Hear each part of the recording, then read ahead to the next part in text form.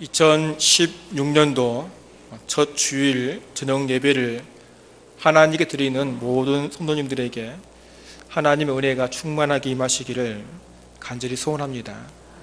2016년 이 둯둠을 향해 달려가는 우리 모든 성도님들이 다 되시기를 바랍니다.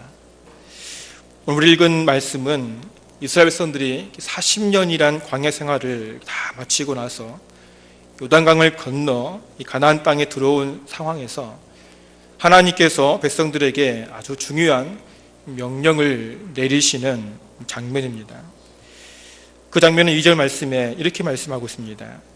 그때에 여호와께서 여호수아에게 이르시되 너는 부싯돌로 칼을 만들어 이스라엘 자손들에게 다시 할례를 행하라 말입니다. 하나님께서 이스라엘 자손들에게 다시 할례를 행하라는 것입니다. 우리는 여기서 다시라는 단어를 볼 필요가 있는데, 이 다시라는 단어는 이전 상태나 행동이 다 그쳤다가 이어지면서 새로이 또다시 하는 것입니다. 오늘을 보면은 새롭게 시작하다, 이런 뜻을 가지고 있습니다. 다시 말하면 한번 할례를 받은 사람들에게 할례를 반복해서 행하라는 것이 아니라 이전에 너희 조상들이 행하였던 할례를 받은 의미를 상기하면서 그들의 후손인 너희도 동일하게 할례를 행하라는 것입니다. 하나님은 창세기 17장에서 믿음의 조상 아브라함에게 할례를 행하도록 명령을 내리셨습니다. 이것은 하나님께서 아브라함과 할례를 통해서 언약을 맺고 그의 자손이 언약 백성이 되었음을 증거하는 표로 삼으셨던 것입니다. 그래서 아브라함은 자신은 물론 자신의 집에 있는 모든 남자들에게 할례를 실시하였습니다.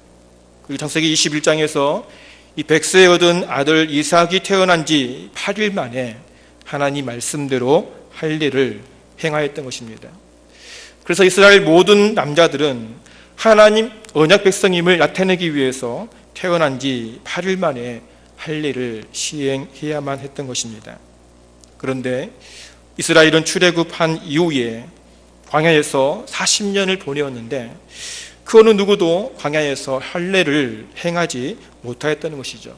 그래서 하나님은 그때에 다시 할례를 행하라 라고 말씀하고 있는 것입니다. 여기서 그때라는 것은 이스라엘 백성들이 광야 40년을 다 마치고 하나님께서 언약하신 약속의 땅, 젖과 꿀이 흐르는 가나안 땅에 들어왔을 때를 말하고 있습니다. 지금 이스라엘 백성들이 서 있는 곳이 바로 하나님께서 아브라함에게 이삭과 야곱과 언약한 땅, 가나안 땅에 들어왔기 때문에 하나님 앞에 언약의 백성으로서 자격을 갖추어야 한다라는 것입니다. 그렇습니다. 하나님 백성들은 거룩하신 하나님 앞에 설 수 있는 자격을 갖추어야 합니다. 이것은 너무나 중요합니다. 가나안 땅이 특별한 땅이라서가 아닙니다. 그곳에 거룩한 하나님께서 함께 하시는 땅이기에 그곳에 들어온 모든 백성들 또한 거룩한 하나님과 온전한 관계를 가져야 한다는 것이죠. 그 하나님은 오래전에 아브라함과 이 언약한 할례를 이스라엘 백성들에게 다시 요구하고 있는 것입니다. 그 하나님은 2절에 너는 부싯돌로 칼을 만들어 이스라엘 자손들에게 다시 할례를 행하라고 명령하셨던 것입니다. 할례는 하나님께서 아브라함과 언약을 맺으시고 또 그의 자손이 이방인과 구별되는 하나님의 언약 백성이 되었음을 증거하는 표입니다. 그래서 하나님은 모든 이스라엘 백성들에게 자손 대대로 행하라고 명령을 내리셨던 것입니다. 모든 이스라엘 백성들은 반드시 할례를 행하여 언약 백성의 표를 가져야만 했던 것입니다. 그런데 오늘 4절 5절 말씀을 보면은 이 40년 전에 애굽에서 나온 20세 이상의 모든 남자들은 할례를 받았지만 광야에서 태어난 이스라엘 모든 남자들은 할례를 받지 못하였다는 것이죠. 그래서 하나님의 약속의 땅, 이 가나안 땅에 들어와서 먼저 할례를 행함을 통해서 하나님 언약 백성임을 표하여 하나님과의 관계를 회복하도록 명령 내리신 것입니다. 이것은 오늘날에 살아가는 우리 성도들에게도 너무나 중요한 문제임을 기억해야 할 것입니다. 이 땅에 살아가는 모든 성도들은 이 광야 같은 세상을 살아가고 있습니다. 이스라엘 백성들이 광야에서 하나님이 약속하신 가나안 땅을 바라보며 살아간 것처럼 우리 성도들 또한 하나님이 약속하신 천국을 소망하며 살아가고 있다는 것입니다. 그런데 중요한 것은 하나님 나라에 들어가기 위해서는 반드시 세상 사람들과 구별되는 하나님 백성으로서의 표가 있어야 한다는 것이죠. 그것이 무엇입니까? 많은 사람들은 오늘날 교회에서 행하는 물세례를 언약의 표라고 말을 합니다. 물론 전혀 틀렸다라고 말할 수는 없습니다. 왜냐하면 구약의 할례가 신약의 물세례로 대치되었기 때문입니다. 할례가 이스라엘 백성들의 택한 백성이었음을 나타냈던 것처럼 물세례 역시 하나님의 교회의 성도가 되었음을 많은 사람들 앞에서 하나님 앞에서 외적으로 표시하는 것입니다. 그러나 분명한 것은 할례가 구원을 받는 도구가 되지 못하였던 것처럼 물세례 역시 우리를 구원하는 도구가 될 수 없다는 사실을 우리는 기억해야 될 것입니다. 4절 중간에 보면은 애굽에서 나온 모든 백성 중 남자 곧 모든 군사는 애굽에서 나온 후 광야 길에서 죽었다라고 말씀하고 있습니다. 애굽에서 나온 모든 남자들은 다 할례를 받은 언약의 표를 가진 자들입니다. 그런데 그들이 광야에서 죽었다라는 것이죠. 이스라엘 백성들에게 할례는 가나안 땅에 들어가는 도구가 될 수 없다는 것입니다. 마찬가지입니다. 우리 성도들이 물세례를 받았다고 해서 다 구원을 받은 것은 아니라는 사실이죠. 중요한 것은 외적인 어떤 육체에 행하는 표가 아니라 영적인 것이라는 것입니다. 그래서 모세는 신명기 10장 16절에서 이렇게 말씀하고 있습니다. 그러므로 너희는 마음의 할례를 행하고 다시는 목을 곧게 하지 말라고 말합니다. 목이 곧은 백성들아 할례를 마음에 하라고 그렇게 얘기하고 있습니다. 에레미야 선지자는 에레미야 4장 4절에서 너희는 스스로 할례를 행하여 너희 마음 가죽을 베고 나 여호와께 속하라고 말씀하고 있습니다. 이방인들의 관습을 쫓아가고 하나님을 온전히 섬기지 못하는 백성들에게 몸의 할례가 중요한 것이 아니라 너희 썩어버린 마음의 할례를 행하라는 것입니다. 진정한 하나님 백성으로서 온전한 삶을 살아가는 것입니다. 이것이 하나님께 속한 백성다운 모습이라고 선포하고 있는 것입니다. 오늘 살아가는 우리에게도 너무나 중요한 말씀입니다. 우리가 외적인 물세례를 받았다고 해서 구원을 이미 완성하였다고 생각하면 그건 착각이라는 것이죠. 내가 지금 교회를 다니고 있다고 해서 우리의 가문이 믿음의 가문이라고 해서 구원을 당연시 받았다라고 생각하지 말라는 것입니다. 중요한 것은 우리의 삶입니다. 믿음 있는 삶 말입니다. 우리 삶 속에서 예수 십자가 보혈의 은혜를 입은 자로서 부끄럽지 않는 자녀의 삶을 살아가야 한다는 것입니다. 하나님은 여호수아에게 할례를 받은 이스라엘 백성들이 광야에서 죽은 이유에 대해서 이렇게 말씀하고 있습니다. 6절에 이스라엘 백성들이 여호와의 음성을 청종하지 않았다라고 말합니다. 하나님의 음성을 청종하지 않았다. 우리 성도에게 중요한 것은 하나님 말씀에 귀를 기울이는 것입니다. 이것은 어느 시대나 마찬가지라는 것입니다. 하나님 말씀에 순종하지 않으면 결국 하나님 앞에 심판을 받게 된다는 사실을 우리는 잊어서는 안 된다는 것입니다. 그들이 아무리 할례를 받았다 해도 하나님 말씀에 귀를 기울이지 않고 순종하지 않을 때에 그들은 결국 광야에서 하나님의 심판을 받았다라는 것입니다. 그래서 바울은 로마서 2장 28절에서 무릇 표면적 유대인이 유대인이 아니요 표면적 육신의 할례가 할례가 아니니라 오직 이면적 유대인이 유대인이며 할례는 마음에 알지니 영에 있고 율법 조문에 있지 아니한 것이라 그 칭찬이 사람에게서가 아니요 다만 하나님에게서니라. 성도님들, 분명히 기억하시기 바랍니다. 할례가 이스라엘 백성들을 광야에서 지켜주지 못하였듯이 세례가 우리를 이 땅에서 지켜주지 못한다는 사실 말입니다. 분명한 것은 겉으로 드러나는 외형적인 것이 중요하지 않다는 것입니다. 우리의 마음에 썩어져가는 구습을 십자가 보혈로 깨끗하게 새롭게 씻어내야 한다는 것입니다. 그것은 다른 어떤 것으로 나타나지 않고 우리의 삶 속에서 하나님의 말씀의 능력이 나타나는 것입니다. 그래서 우리는 하나님 말씀에 순종하기 위해서 부단히 노력해야 한다는 사실입니다. 그러면 우리가 하나님 말씀에 순종하는 삶을 살아가기 위해서 어떻게 해야 될까요? 저는 예배를 말씀드리고 싶습니다. 우리 성도에게 있어서 세상 사람들과 구별되는 모습은 바로 예배입니다. 예배를 통해서 우리는 하나님 말씀을 들을 수 있는 것입니다. 하나님이 세워준 주의 입술을 통해서 선포되는 하나님의 말씀이 곧 우리 성도들을 하나님께 인도하는 나치판과 같은 것입니다. 그래서 우리는 하나님 말씀을 들을 수 있는 예배를 철저하게 들어야 한다는 것입니다. 저는 지난 주간에 참으로 충격적인 얘기를 들었습니다. 새로운 것은 아닌데요. 작년 이 성탄절이 금요일이었습니다. 그래서 어떤 교회에서 성탄절 발표를 그 전날 목요일 저녁에 발표를 하기 때문에 수요 예배를 쉰다는 겁니다. 성탄절 예배를 드리기 전에, 발표를 하기 전에 예배를 드리고 발표를 하니까 수요 예배는 쉰다는 것이죠. 성공의 신 예배 목요일 0시 예배 드리는데 또 수요 예배를 쉰다는 것입니다. 이런 모습이 요즘 한국 교회의 모습입니다.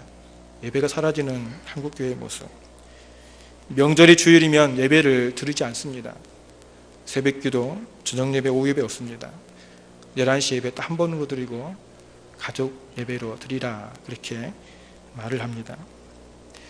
그런데 이러한 모습이 바로 우리의 모습이라는 것입니다. 지금 남 얘기할 때가 아니란 것이죠.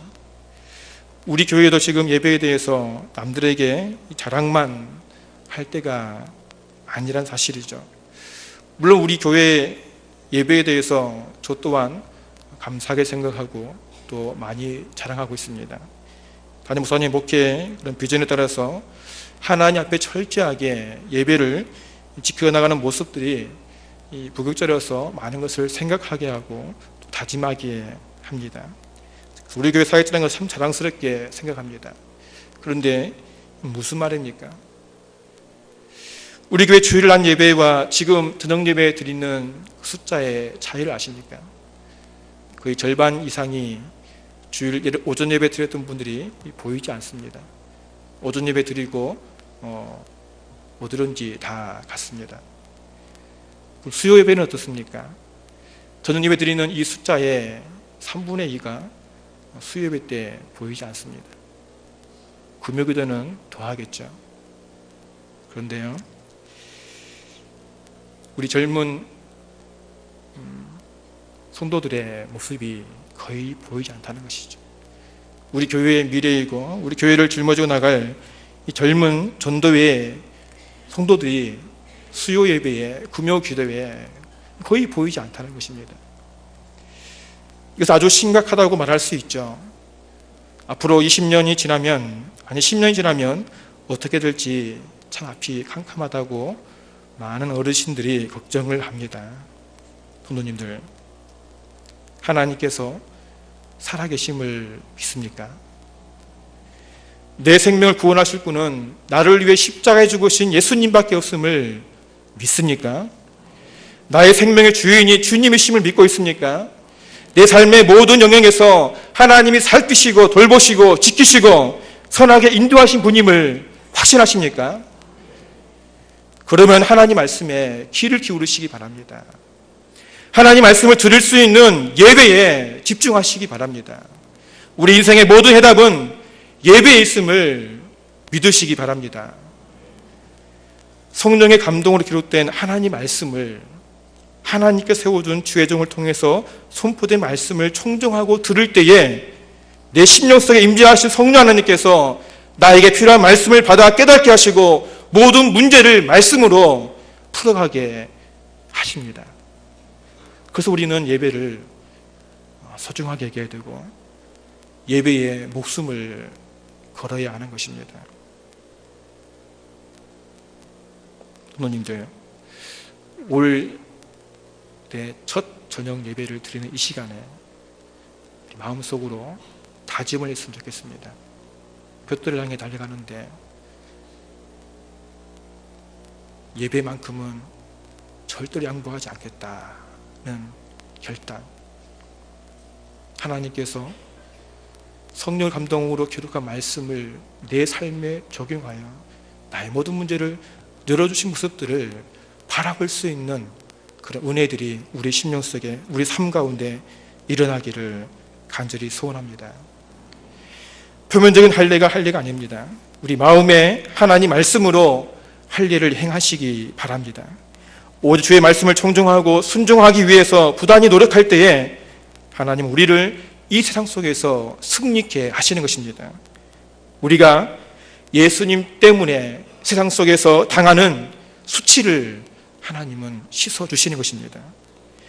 오늘 9절 말씀에서 여호와께서 여호수아에게 이르시되 내가 오늘 애굽의 수치를 너희에게서 떠나게 하였다 하셨으므로 그곳 이름을 오늘까지 길갈이라 하느니라.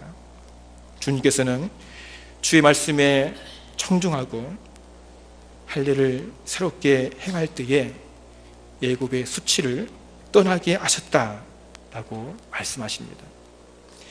우리가 예수를 믿음을 통해서 얼마나 많은 일들을 겪고 있습니까?